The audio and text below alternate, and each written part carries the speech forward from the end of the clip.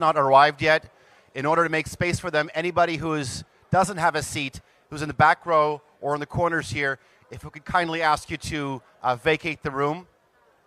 We understand this is a very popular session.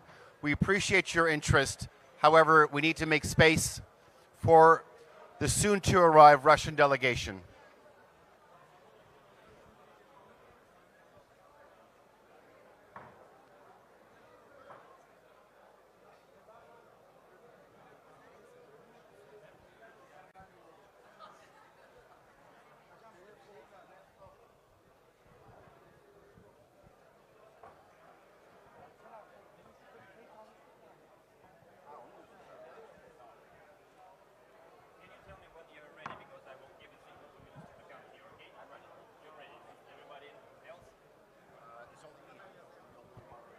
What else do you need in terms of the room to be ready?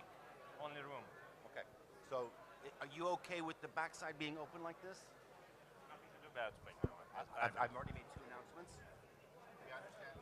Thank you for your understanding. I know it's but I'm ready.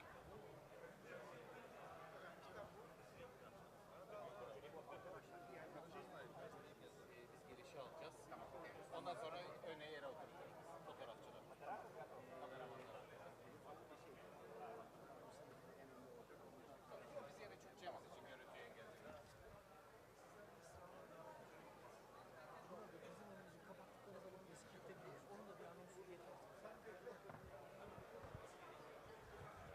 Ladies and gentlemen, especially in this corner, you're sitting in front of the windshield or the glass of the simultaneous translators. They need to have direct eye contact with the stage. So if you can maybe scoot over. Or maybe go towards the back. But the translators need to have direct contact with the center stage. Thank you.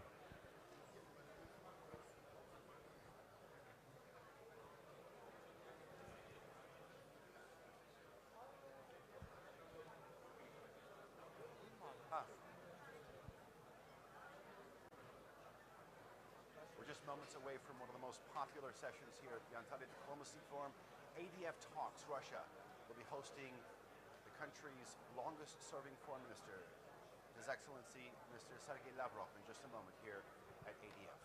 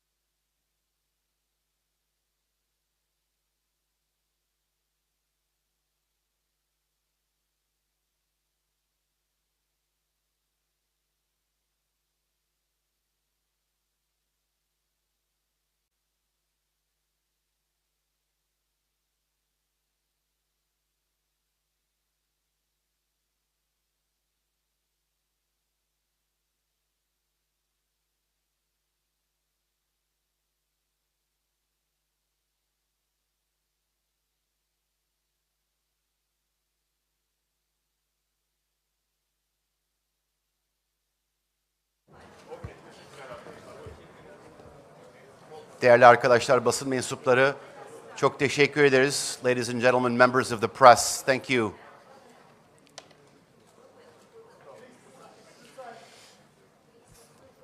Members of the press, thank you for your attention.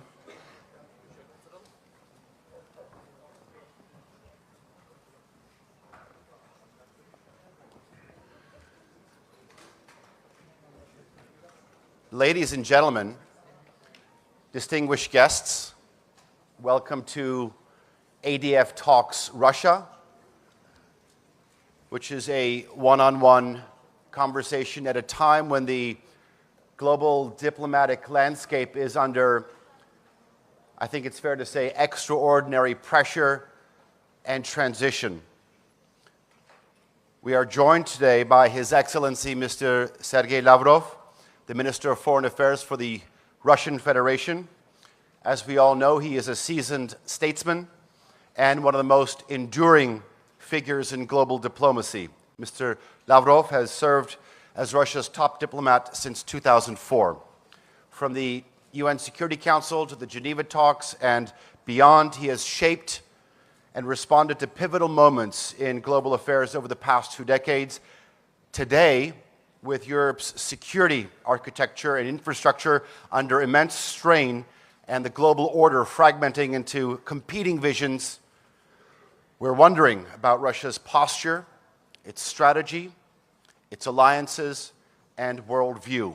We'll be exploring over the next hour or so Minister Lavrov's perspective on this evolving geopolitical reality. What does Russia want? What role does it see for itself in an emerging multipolar world? And how does it define peace, power, and diplomacy in the 21st century? So let's begin. Minister Lavrov, welcome to Antalya once again. I know that you're likely to respond in your mother tongue of Russian, but if I could ask this one question in English. You see a full room out here.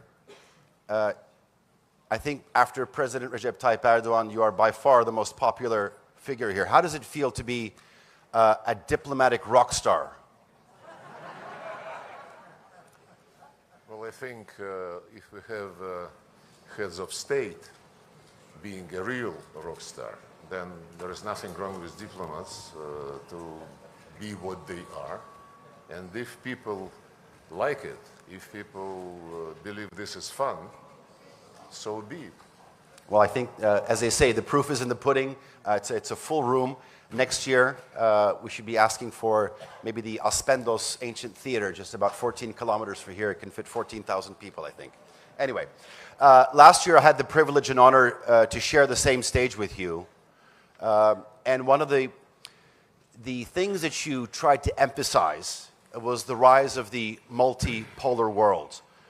12 months on, how do you assess the current state of this transition, and how do you feel this trajectory has met your country's expectations?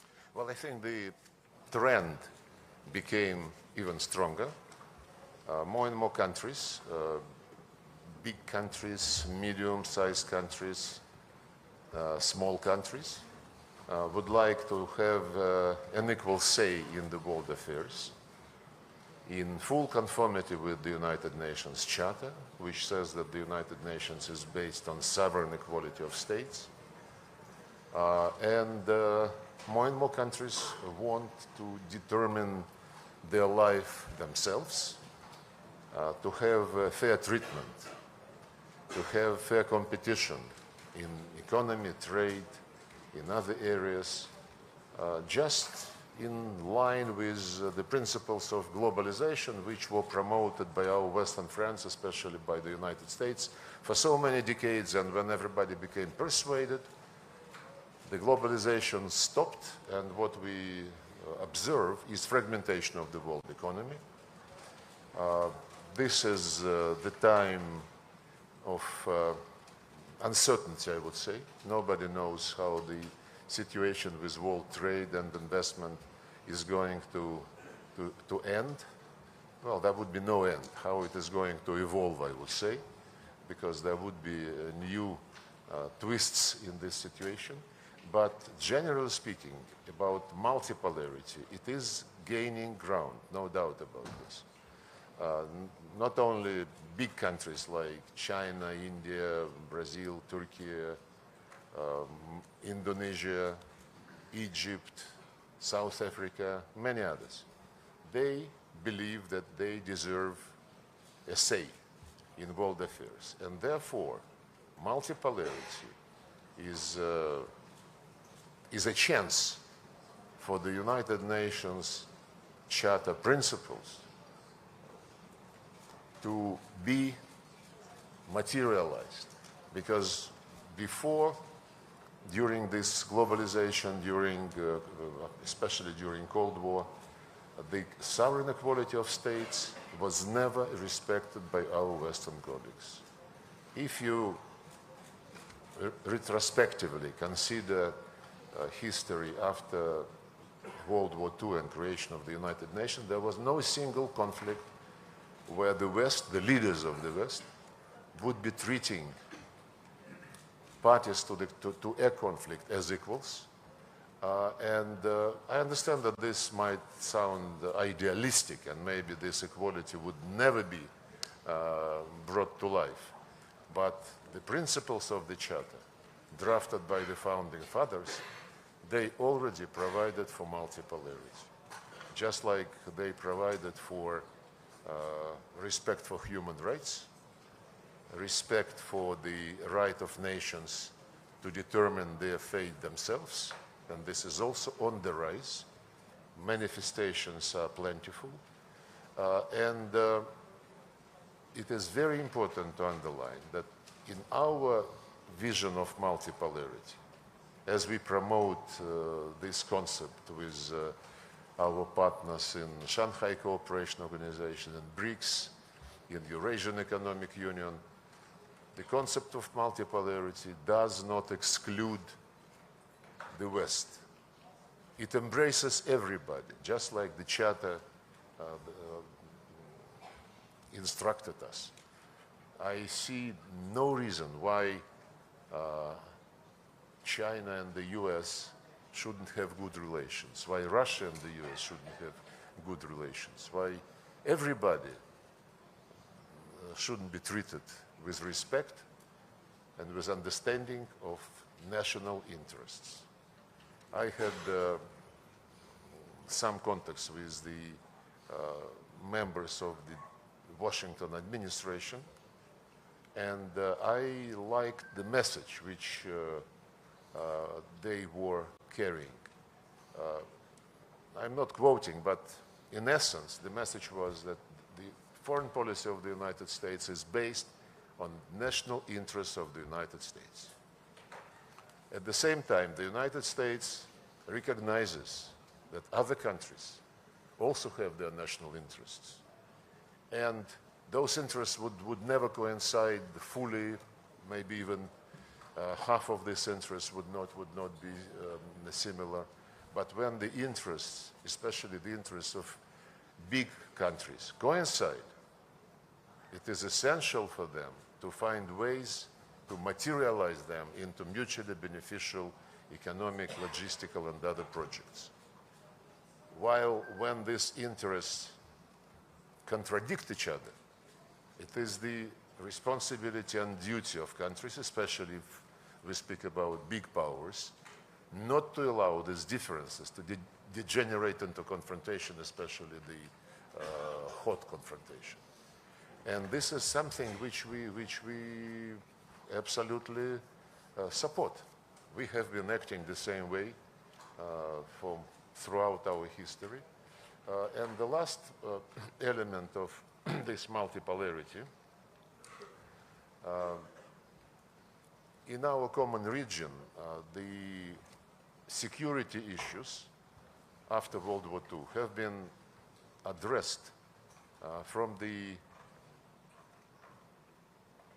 Euro-Atlantic logic. The NATO, of course, EU was European per se, but lately the European Union signed a deal, a treaty with NATO, treaty on agreement, I don't know, but European Union is now part of Euro-Atlantic policies, no doubt about it, including the provision of its territory for NATO plans to move eastward, southward, I don't know where. OSCE was created as an obviously Euro-Atlantic creature, and all of these Euro-Atlantic constructions, I think they failed. They failed to consolidate security and stability. What they succeeded in is igniting tension and remilitarizing Europe, including Germany, in spite of the fact that the economic and social situation is degrading. But all efforts of this Euro-Atlantic community are concentrated on getting ready for a new war. And Germany, together with France and Britain, are in the lead of this. If you think about how the world looks now, Africa, well, everywhere there are sub-regional organizations, many of them. Organization of Turkish states here, Eurasian Economic Union, ASEAN, Shanghai Cooperation, many. The same is true for Africa, many sub-regional groupings, and in Latin America. But Africa and Latin America, they do have their all-continental structures, African Union and CELAC. In Eurasia, there was never anything like this. As I said, the attempts to bring some big unifying projects were only made on the basis of Euro-Atlantic concept.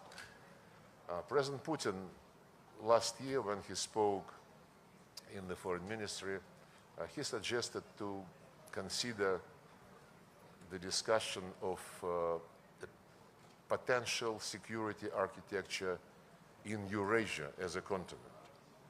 Architecture where all countries, without exceptions, including the western part of the continent, will be invited to participate, where all regional arrangements would be invited to join.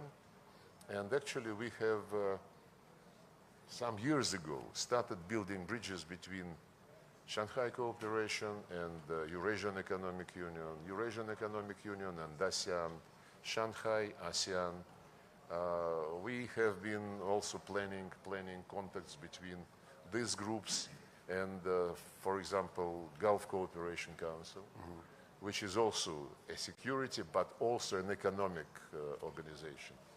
And about 10 years ago, we started building these bridges without having anything in mind in the security area, but economically, logistically, finding ways to cooperate, to join efforts, to harmonize plans. And this is a promising process. We call it Great Eurasian Partnership. And this is something like potential material foundation for the future security system, open to all countries and organizations representing Eurasia continent. So I think we are in favor of interactive discussion, so I, with your permission, stop here. No, please, by all means. Do you feel that it's perhaps the West's failure, some of the institutions and bodies that they have set up after World War II? You've described it as a failure. That's how you said. And the fact that you're talking about a greater Eurasia partnership, aside the military, aside this strategic perspective, is that a success in the 21st century? No, we cannot call a success something which is just being born in the minds of people. But the process of,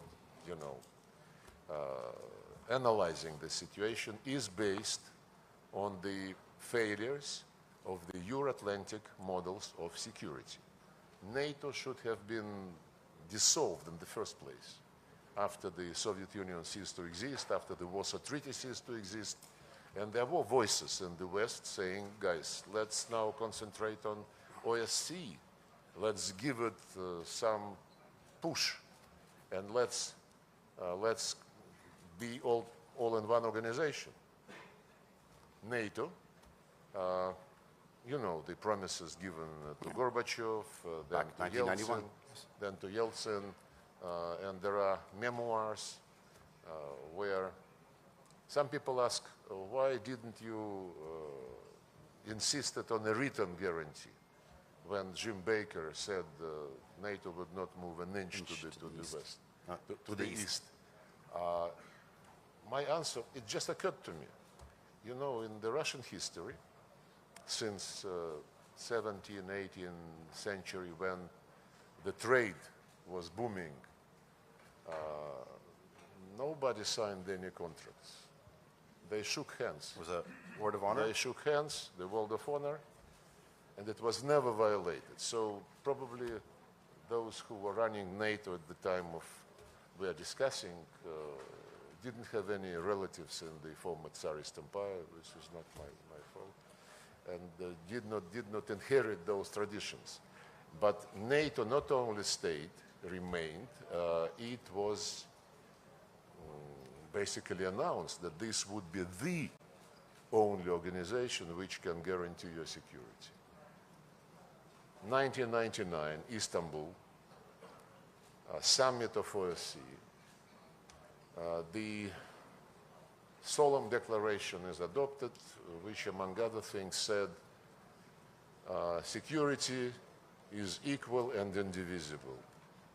Everybody, yes, has the right to choose security alliances, but this cannot be done at the expense of diminishing of security of others. Then it was even blunter when it said, no country, no group of countries, no organizations in the Euro-Atlantic OSCE area can claim dominance. And NATO was doing exactly this.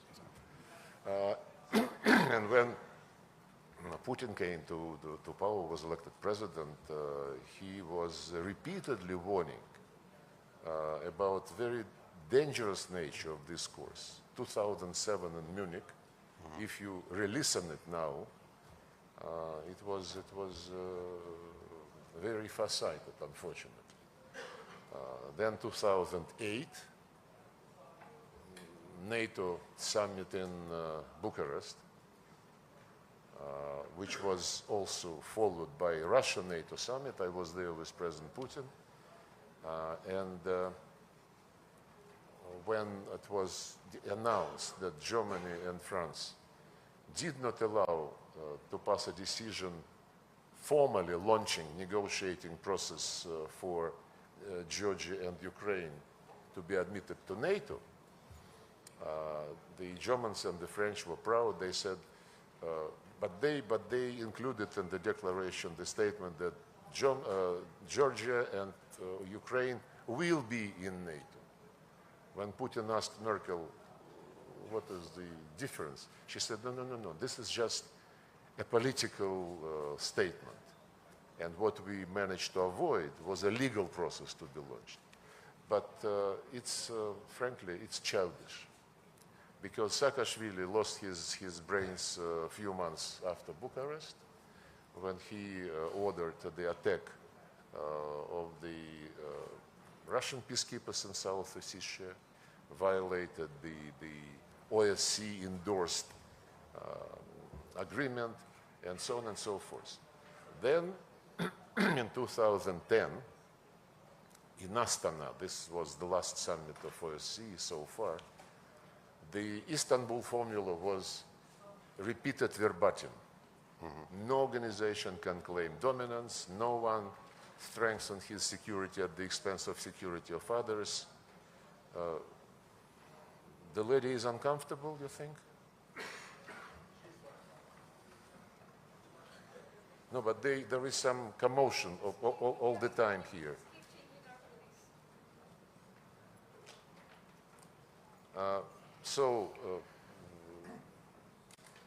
And then, when this NATO expansion continued and when it was clear that these principles promulgated in OSCE about equal and indivisible security, that they were not being implemented, then we suggested to have the same language and codify it in a legally binding agreement. We were told, it was during Obama administration, we were told, no, guys, you don't understand. Legally binding guarantees one can only get in NATO. We said, but your president signed this OSCE declaration. They said, this is political statement. Cheating is the key word for what was happening. And our last attempt, but we still in 2008 and 2010 were proposing the draft agreements between Russia and NATO, Russia and the United States. The same we did in 2021 in December. To no avail. So yes, my point is that NATO did not, or rather NATO failed to strengthen security because NATO was manipulated by those who did not want to share security benefits. And they wanted to leave all the benefits for themselves, for others to listen and get instructions. OSCE, another Euro-Atlantic creature, has failed a few years ago when the basic principle of consensus was grossly violated by the people who replaced each other at the position of the chair in office, at the Secretary General position, all the institutions, national minorities, freedom of media, what else? You see, I even forget about some institutions, which means that OSCE is not on anybody's mind anymore. Yes, they failed. We are not suggesting, to have another closed club. All continents have their own continental roofs, if you wish. Not in Eurasia. And Eurasia is the biggest, the richest, I would say. Well, Africa is also very rich, but it is not yet opening up this potential. And if you speak from civilizational point of view, the number of great civilizations Coming from that area? coming from Eurasia, including this one, and including China, including Persia, India. Russia is younger, but you would forgive me if I also say that it's a great one. Indeed. Minister Lavrov, you've stated here quite... Would you like some water, sir? Is that what you're looking for? Okay. NATO's desire for eastward expansion is the root problem, and then you went on to say that the OSCE is another chapter in this cheating. Do you feel that there is a viable path? I'm not saying return, a viable path to cooperative security on the European continent? Cooperative security is one of the terms used in NATO, in European Union, in OSCE. It all depends. Frankly, we are just at the beginning of the process. We don't want to rush things. We want everybody to join in free discussions, to present his or her views.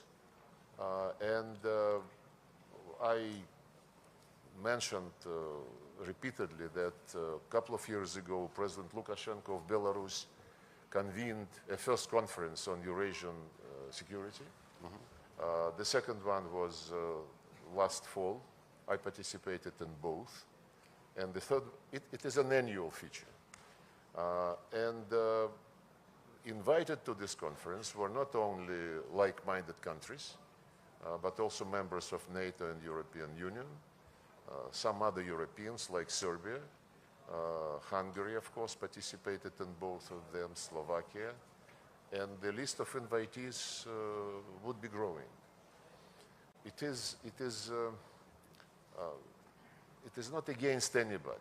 It is not against NATO. I think the biggest enemy of NATO is NATO itself and those who were trying to use it to dominate in violation of their own pledges in OSCE.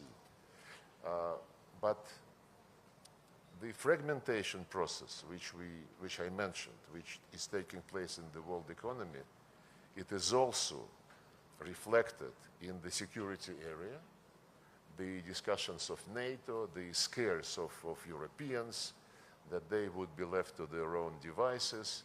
We don't interfere. If they believe that they are still relevant in the form which failed many times, this is their right. This is their right to decide. Our right is to make sure that the matters of the Eurasian continent are discussed and resolved by the countries located on this continent. This is not to close the door for outsiders. Take, for example, Central Asia. The 5+1 format is, I think, mushrooming 10 or 12 groups like this, with the US, with European Union, separately with France, with Germany, Japan, South Korea, Turkey, Russia, of course. I just had yesterday the meeting with 5 foreign ministers of Central Asian countries. So outsiders always are participating in something which they believe is of interest to them, and if they can find a form of cooperation which would be mutually beneficial. We cooperate with many countries in Africa, in Latin America, so do Western countries. Turkey in Africa is very much present. So do the Arab countries. The matter is, when you come to somebody's region, you should respect the views of the regionals, and host countries, if you wish, and not impose your rules, like our European and British colleagues are running all over the world. It used to be also Biden administration involved in this, running all over the world, saying, don't trade with Russia, don't sell to Russia, don't buy from Russia, don't meet with Russia. I know, because those are the facts. And this is not multipolarity. This is obsession with your global role, which you invented yourself and which worked during colonialism, during post-colonial times for some period. But now there is a second awakening of the Global South. After the decolonization process, the Global South was happy, freedom, but now they understand that the global economy was crafted the way which left them with peanuts from the use of the natural resources which they inherited from God and history. Absolutely. I remember during the second Russia-Africa summit in 2003 in St. Petersburg, President Museveni of Uganda was giving statistics of the world coffee market. Mm-hmm. All in all, assessed at about 450 billion euros, of which Africans were left with 40, less than 10%, because their contribution was raw beans, harvested and sent for roasting, packaging, advertising. Germany alone was getting more from the world coffee market than all African countries together. So this awakening is inevitable. Yes, the tariff war, which we witness now, is going to, change many things. We hear that many countries would like to sit down with the United States and negotiate. Fine. We would only be happy if people reach some deals peacefully and to their mutual satisfaction. World Trade Organization, unfortunately, is paralyzed. It was paralyzed by previous American administrations for many, many years. There is no global institution which would be authoritative enough for everybody to accept its ruling. So I believe we just must have these discussions about security, Eurasian security, but in the context of the multipolarity movement, which is shaping itself up objectively. You've mentioned on many occasions that your country's relationship with Western neighbors essentially depends on their willingness to acknowledge and rectify some mistakes. You've gone over some of them in the past 15, 20 minutes.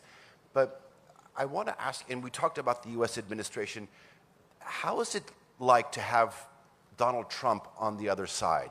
Is it easier because in the last 48 hours, all of a sudden we're talking about the possible lifting of sanctions against your country's flagship airline, Aeroflot. We had the release of Ksenia Karelina, the ballerina. Is there a potential for more movement? There is always a potential. And as I said in my opening remarks, nothing wrong if US and Russia have good relations, if US and China have good relations. And what is going on between us and the Trump administration is really a very banal thing. Countries talk to each other without dictating to each other, without asking for any precondition. They just talk to each other. China and the United States, they have many differences. Russia was doctrinated by Biden administration as the immediate threat, China as the long-term biggest challenge to the American dominance. So competition in the world of economy, you see what kind of forms it acquires. Taiwan, the situation in the Strait of Taiwan, the situation in South China Sea, who is going to have more influence with countries of East, South Asia, and they exchange statements, China and the United States, which are not very pleasant to each other, including on Taiwan, when the West, headed by the United States and other Western countries, they say we recognize, we follow one China policy, but they immediately add, but don't even think of touching the status quo. And what is status quo? It is not. It is not one China policy. From time to time, we hear from Washington the threats to Beijing. Don't even think of using force. This would be catastrophic. So they exchange niceties publicly, but they never stopped talking to each other at the level of foreign ministers, ministers of defense, national security advisors, and presidents. Somehow Biden administration decided that with Russia it should be different. Russia must learn a lesson, and this lesson, this punishment, would be in the form of isolation.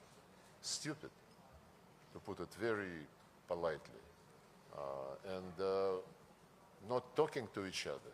So Trump, what Trump is suggested is come back to normalcy, to stop this idiotic posture, which was, I think, not, which was a disgrace for the American role in the world affairs. Let me put it this Yes, we discuss bilateral relations, starting with the normalization of the work, of the conditions in which our embassies work. Obama administration started throwing out diplomats. He stole 5 pieces of diplomatic property, which are still under arrest. Just like Biden administration has stolen the Russian assets, and they are now thinking what to do with it so that not to create a precedent. They created precedent already, and if they believe that they should not touch the body of the stolen money, but they can steal the interest and spend it on Ukraine, look, this is disgusting logic, and it shows that neo-colonial thinking never left these people. But the embassy activities, issuing visas in certain time frame, not waiting, so that diplomats don't wait for years to get a visa, to normalize the issuance of the US visas to the Russians who are admitted to the United Nations Secretariat. There were also problems. And yes, we want to see what joint project we can consider and discuss together. This was the proposal from the Americans. We never rejected proposals to cooperate in economy, in conflict resolution, never. And when we met with Marco Rubio and Mike Waltz, together with President's advisor Ushakov in Riyadh, we touched upon some regional issues, Middle East, the situation with the Iranian nuclear program, some other topic, and of course we discussed Ukraine, and I will repeat again what I said then, and I repeated this publicly also. When we speak about eliminating root causes of any conflict, including Ukrainian conflict, this is the only way to resolve the problem and to establish long-lasting peace. Remove root causes.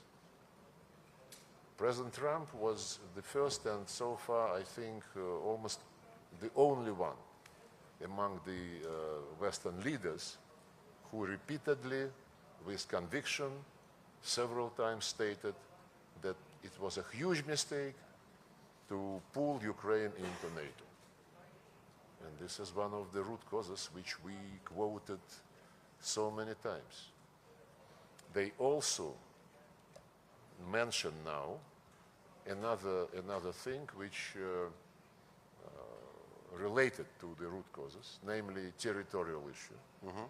They publicly, including Steve Witkoff, they recognize that the territorial issues would have to be handled in the context of the long-lasting settlement. And this is the Americans. The Americans, yes. And I would like to, by the way, when Ukrainians and the US delegations in Riyadh